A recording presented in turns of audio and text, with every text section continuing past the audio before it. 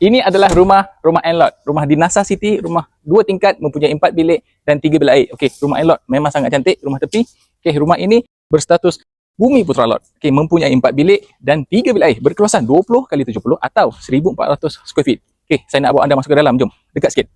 Okey, rumah ini sesiapa yang inginkan, okey, anggaran bulanan lebih kurang RM3,500 sahaja. Tetapi kalau anda trade in, jual rumah lama anda, kemudian beli rumah ini, anggaran bulanan anda akan jadi lebih rendah. Okey, pada sesiapa yang ada rumah di kawasan Kempas Indah, di kawasan Dato' On, kawasan Impian Mas, sesiapa nak jual rumah mereka, kemudian beli rumah ini, anda boleh sangat-sangat dialukan.